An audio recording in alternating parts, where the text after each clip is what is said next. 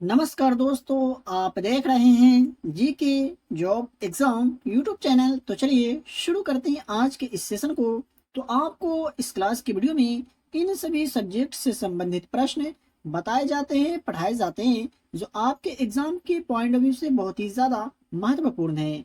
तो आज के क्लास के वीडियो में से कितने प्रश्न का आंसर आप सही कर पाते हैं, अपने आप को जांच करिएगा और अपना स्कोर कमेंट बॉक्स में जरूर बताइएगा। चलिए शुरू करते हैं आज के इस सेशन को। तो आज का पहला प्रश्न है, भगवान बुद्ध के जीवन से संबंधित 4 पवित्र स्थलों में से एक महाबोधि मंदिर परिसर है, वह कहाँ स्थित है? तो बात करिए एक महाबोधि मंदिर परिसर का, तो ये कौन से राज्य में स्थित है? अगर आपको किसी भी प्रश्न का आंसर पहले से याद हो तो कमेंट बॉक्स में अपना जवाब जरूर बताइएगा। तो यह बिहार राज्य में स्थित है और महाबोधि मंदिर यूनेस्को का विश्व धरोहर स्थल है, इसे भी आप याद रखेंगे। 2 नंबर प्रश्न है, दिल्ली का पहला परमुता संपन्न सुल्तान कौन था? दिल्ली का पहला परमुता संपन्न सुल्तान निम्नलिखित में से कौन था? तो इल्तुतमिश था।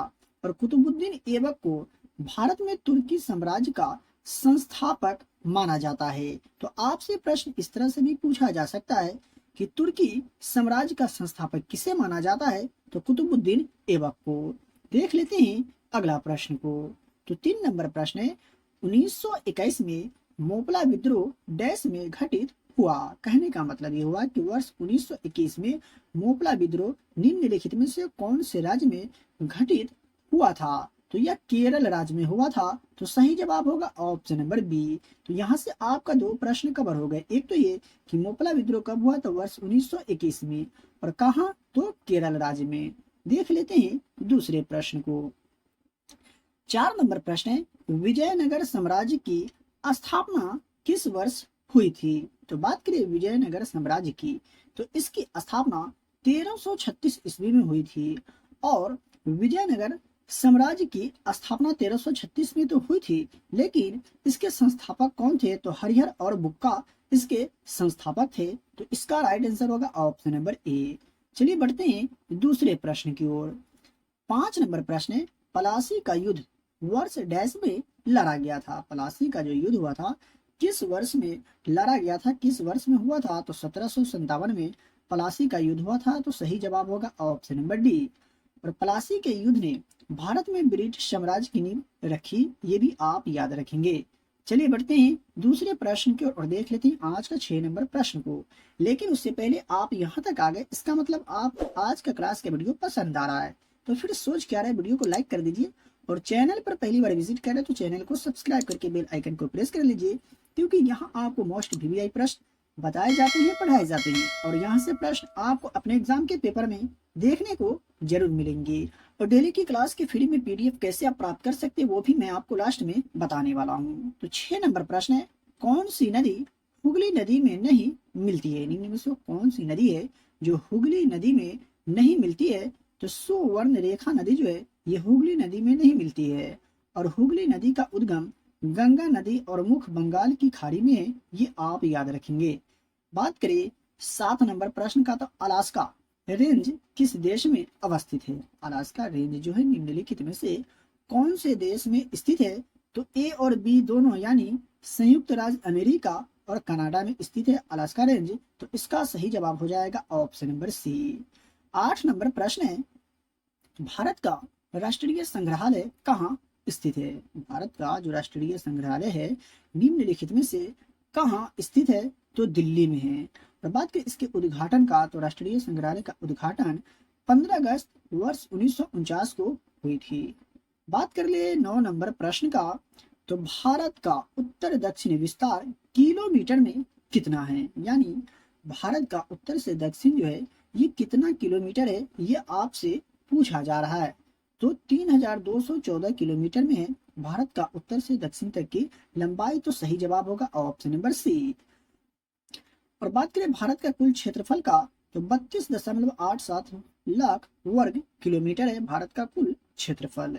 देख लेते हैं दूसरे प्रश्न को। तो 10 नंबर प्रश्न है, असम का सबसे महत्वपूर्ण उत्सव जो है निम्न में से कौन सा है? असम राज्य का सबसे महत्वपूर्ण उत्सव निम्नलिखित में से कौन सा है? तो बिहू जो है ये असम राज्य का महत्वपूर्ण उत्सव है, तो सही जवाब होगा ऑप्शन नंबर डी। और बात करें लुम्बिनी उत्सव का, तो यह आंध्र प्रदेश का उत्सव है, तो ये भी आप याद रखेंगे। देख ले 11 नंबर प्रश्न है, भारत में रेडियो प्रसारण की शुरुआत किस वर्ष हुई? भारत में रेडियो प्रसारण की जो शुरुआत हुई थी किस वर्ष में हुई थी? तो वर्ष 1927 ईस्वी में भारत में रेडियो प्रसारण की शुरुआत की गई थी। 12 नंबर प्रश्न है, राष्ट्रीय मतदाता दिवस कब मनाया जाता है? राष्ट्रीय मतदाता दिवस कब मनाया जाता है, किस तिथि को मनाया जाता है? तो 25 जनवरी को राष्ट्रीय मतदाता दिवस के रूप में मनाए जाते हैं, तो ये आप याद रखेंगे। 13 नंबर प्रश्न है, आधुनिक भारतीय पुनर्जागरण का जनक किसे माना जाता है? तो भारतीय पुनर्जागरण का जनक किसे माना जाता है? तो राजा राम मोहन राय को आधुनिक भारतीय पुनर्जागरण का जनक माना जाता है, तो इसका राइट आंसर हो जाएगा ऑप्शन नंबर डी। देख लेते हैं दूसरे प्रश्न को, तो 14 नंबर प्रश्न है, भारत में वन क्षेत्र का सबसे बड़ा क्षेत्रफल वाला राज्य जो है निम्नलिखित में से कौन सा है? तो कौन सा राज्य है? तो मध्य प्रदेश जो है भारत में वन क्षेत्र का सबसे बड़ा क्षेत्र वाला राज्य है मध्य प्रदेश, तो इसका सही जवाब हो जाएगा ऑप्शन नंबर सी। बात कर ले 15 नंबर प्रश्न का, तो विश्व साक्षरता दिवस कब होता है? विश्व साक्षरता दिवस किस तिथि को होता है, कब मनाया जाता है? इस तरह से भी आपसे प्रश्न पूछा जा सकता है। तो 8 सितंबर को विश्व साक्षरता दिवस के रूप में मनाए जाते हैं, तो इसका सही जवाब हो जाएगा ऑप्शन नंबर बी। देख लेते हैं दूसरे प्रश्न को, तो 16 नंबर प्रश्न है, किस प्रकार की मिट्टी में जल धारण क्षमता सबसे अधिक होती है? निम्न में से कौन सी मिट्टी है जिसमें जल धारण क्षमता जो है सबसे अधिक होती है? तो चिकनी मिट्टी में जल धारण क्षमता जो है सबसे अधिक होती है, तो इसका सही जवाब हो जाएगा ऑप्शन नंबर बी। बात कर ले आज का 17 नंबर प्रश्न का, तो भारत में खुलने वाला पहला डाकघर जो है ये कहाँ स्थित है? भारत में खुलने वाला पहला डाकघर निम्नलिखित में से कहाँ स्थित है? तो कोलकाता में स्थित है, तो सही जवाब होगा ऑप्शन नंबर सी। कोलकाता जो है ये कौन सी नदी के तट पर स्थित है? ये आपको अगर मालूम हो तो कमेंट बॉक्स में कमेंट करके जरूर बताइएगा। और बात करें ईस्ट इंडिया कंपनी ने भारत में डाकघरों की स्थापना शुरू की, ये भी आप याद रखेंगे। बात कर ले 18 नंबर प्रश्न का, तो प्रधानमंत्री वय वंदना योजना निम्नलिखित में से किस वर्ष में शुरू की गई थी? प्रधानमंत्री वय वंदना योजना की शुरुआत किस वर्ष में की गई थी? तो वर्ष 2017 में की गई थी, तो इसका सही जवाब हो जाएगा ऑप्शन नंबर बी। 19 नंबर प्रश्न है, संविधान सभा का अंतिम सत्र कब आयोजित किया गया था? संविधान सभा का जो अंतिम सत्र हुआ था ये कब आयोजित किया गया था? तो 24 जनवरी 1950 को संविधान सभा का अंतिम सत्र आयोजित किए गए थे, तो इसका सही जवाब हो जाएगा ऑप्शन नंबर बी। देख लेते हैं दूसरे प्रश्न को, तो 20 नंबर प्रश्न है, भारतीय संविधान में 21वें संशोधन अधिनियम द्वारा किस भाषा को जोड़ा गया? भारतीय संविधान में 21वें संविधान संशोधन अधिनियम के द्वारा किस भाषा को जोड़ा गया था? तो सिंधी भाषा को जोड़ा गया था 21वें संविधान संशोधन अधिनियम के तहत, तो इसका सही जवाब हो जाएगा ऑप्शन नंबर सी। दोस्तों सभी प्रश्न काफी महत्वपूर्ण है। बात कर ले 21 नंबर प्रश्न का, तो गणगौर त्योहार किस राज्य में मनाया जाता है? गणगौर त्योहार जो है निम्नलिखित में से कौन से राज्य में मनाया जाता है? दिए गए ऑप्शन में से तो राजस्थान राज्य में मनाए जाते हैं, तो इसका सही जवाब हो जाएगा ऑप्शन नंबर डी। बात कर ले 22 नंबर प्रश्न का, तो भारत के दूसरे लोकपाल कौन बने हैं?